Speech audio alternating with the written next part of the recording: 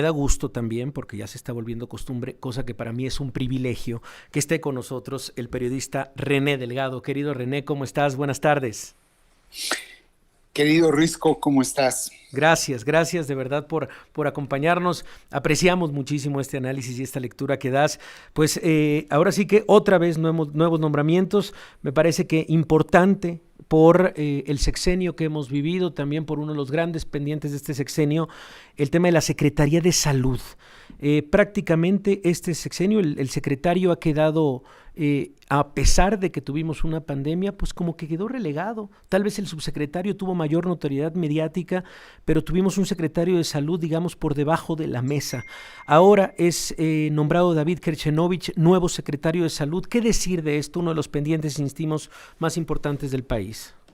Primero que eres muy generoso diciendo que hubo secretario de salud en este sexenio. Eso es lo primero. Hubo subsecretario de salud, pero no hubo secretario de salud. Uh -huh. Y luego, antes de responder de manera específica a tu pregunta, déjame señalar algo a lo cual tú ya me diste pie. A ver, adelante. Cuando señalas que estamos ya en la agenda de los jueves. Uh -huh. Yo creo que esta vez hubo varias diferencias, entre otras que no anunció que el próximo jueves vamos a conocer otra tanda de colaboradores del gabinete. Si te fijaste, la vez pasada dijo el próximo jueves daré a conocer, pero esta vez no dijo eso, como tampoco le dio la palabra a alguno de los designados. Mira, para que hablaran por el conjunto. Claro, dos diferencias importantes, muy dos importantes. Diferencias. Y por el otro lado se sostuvo la política de privilegiar el conocimiento, la experiencia y la capacidad. A mí me parece que los 5 o 6, como se quiera ver, nombramientos del día de hoy vuelven a subrayar que se está colocando gente que sabe de la materia que trata. Se podría pensar que Luz Helena González, su especialidad no es de energía, pero un pivote de las finanzas públicas, que sí es su especialidad, va a estar determinada por la política en materia de petrolera que adopte Petróleos Mexicanos, sí. Y ahí es determinante la secretaria de Energía, como lo será Luz Helena González. Igualmente me parece un gran cuadro de la izquierda, Raquel Buenrostro al frente de la función pública. No conozco, debo de decirte, a Edna Elena Vega Rangel en lo que será la Secretaría de Desarrollo Agrario y territorial y urbano, la SEDATU. Exactamente. Sí sé del doctor, y ahí respondo a tu pregunta, del doctor Kerchenovich, me parece un gran cuadro, y sí sé de la lealtad y de la capacidad de Jesús Antonio Esteva Medina al frente de infraestructura, comunicación y transportes, y bueno, estaba cantado lo que ya habíamos incluso comentado la semana pasada, sí, de Rogelio Ramírez de la O al frente de Hacienda. Sí. Por ahí también se cuela el día de ayer este nombramiento de una persona también que ha acompañado a Claudia Sheinbaum desde hace varios años, que es José Merino, o encargado de la Agencia de Transformación Digital.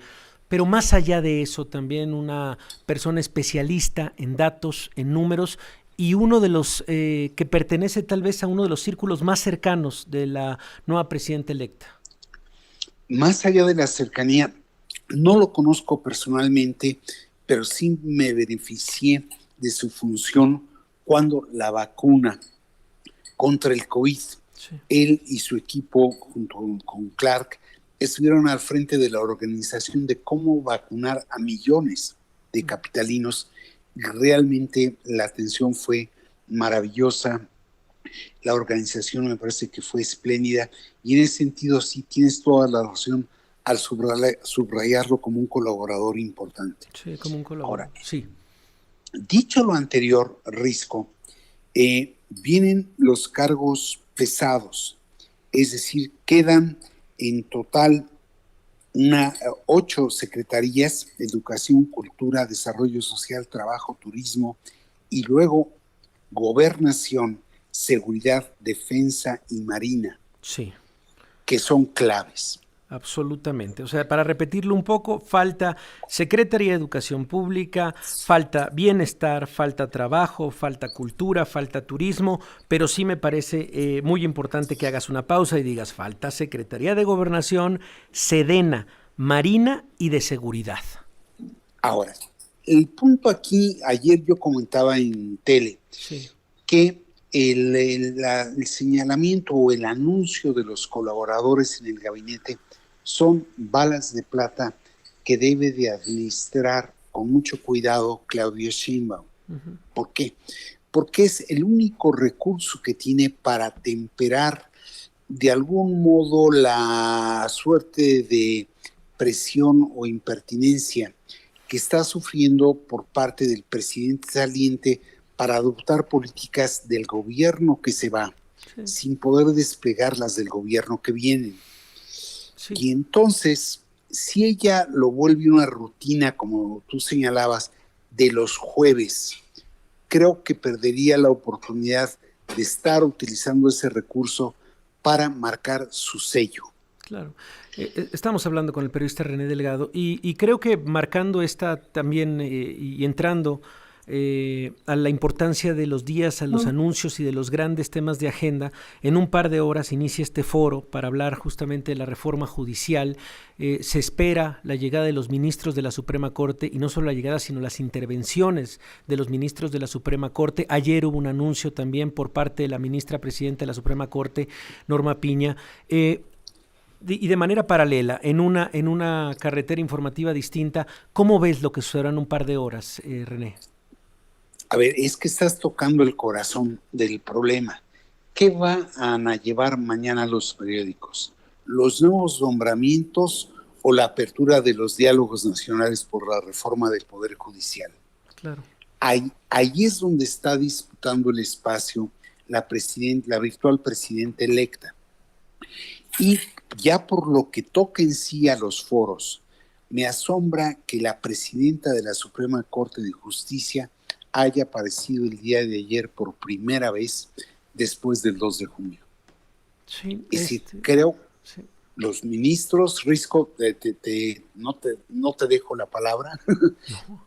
Los ministros no están dando muestra de cohesión, de unidad, están pareciendo que actúan sobre la base de su propio interés y no del interés del Poder Judicial, y revelan entonces por qué la necesidad de una reforma de ese poder que no necesariamente es la que propone el Ejecutivo. Pero perdón, te interrumpí. No, y voy en esta línea. Parece que la única vez que le ha ganado en materia de comunicación la Suprema Corte al gobierno en turno, en hace algunos meses con López Obrador, fue aquella vez, ¿te acuerdas?, cuando sucede esta tragedia del Paso de Otis y dice el presidente deberían de dar esos sueldos onerosos a los damnificados. Y por ahí en una interpretación que se hace, la ministra Norma Piña, la ministra presidenta, dice, estamos con esa idea, vamos a hacer la realidad, ¿te acuerdas?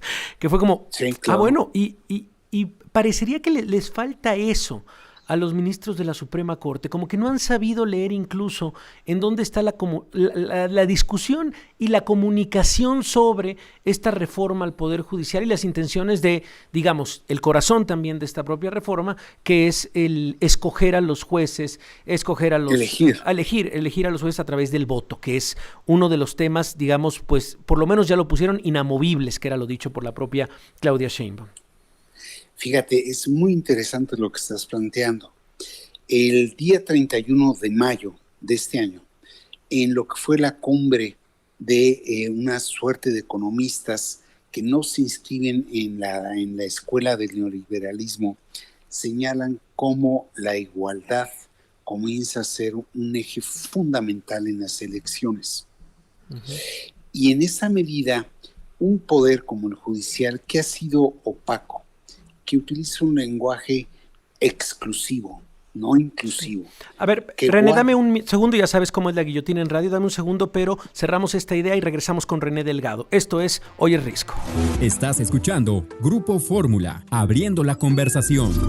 24 minutos, seguimos platicando con René Delgado. Gracias, René, por aguantarnos estos minutos y terminamos esta idea que me parece muy interesante sobre el propio lenguaje del Poder Judicial, sobre el tema de la igualdad, incluso lo relaciono con la encuesta publicada hoy en El Financiero, sobre, o por lo menos a dos preguntas específicamente que son: ¿conoce poco o nada 62% de la reforma judicial? Ese como uno de los datos, y también sobre cómo los ministros, jueces y magistrados del Poder Judicial deberían ser nombrados. Dos apuntes ahí interesantes para cerrar esta idea, René. Rápidamente, Risco, que ya me excedí el tiempo. No, este es tu espacio, René. No, te lo aprecio mucho. Mira, primero, yo creo que es un poder que no ha advertido que los tiempos han cambiado y que piensa que por él hablan sus sentencias, pero sus sentencias muy pocos las entienden porque utilizan un lenguaje, como te decía, sí, exclusivo y no inclusivo. 2, ha sido un poder opaco que no sabemos cómo actúa y que dilata mucho sus decisiones. Y todo eso genera una suerte de predisposición a reformarlo, pero no sé si la reforma que propone el presidente saliente Andrés Manuel López Obrador es la indicada, pero sí estoy cierto de que requiere de una reforma. Y ve tú cómo hasta la víspera del inicio de los diálogos para la reforma del Poder Judicial sale la presidenta de la Suprema Corte. ¿Cómo? Pero ¿qué no es que debió haber actuado antes? ¿Y cómo es que los ministros no son capaces de fijar una postura de conjunto? ¿Por qué? Porque cada uno tiene sus convicciones, algunos, y algunos otros sus intereses. Entonces, creo que estamos viviendo momentos particularmente interesantes, donde por un lado estamos viendo el esfuerzo de la presidenta entrante por colocar su agenda, pero cómo el presidente saliente está logrando también imponer la suya. Días importantes para el país. Así es, Risco. René. Muchísimas gracias, por supuesto, por estar con nosotros. Ojalá se vuelva tradición y que sigan presentando uno por uno el gabinete para tenerte aquí cada jueves, pero te lo agradecemos inmensamente. Gracias, René, por estar con nosotros. Nos vamos a ir hasta jefes de departamento. Ándale, así será. Un abrazo. Otro de vuelta. Abrazo grande. Ahí está René Delgado, periodista, nuestro oráculo, hay que decirlo, en temas políticos. A lo que sigue. Oyes, Risco.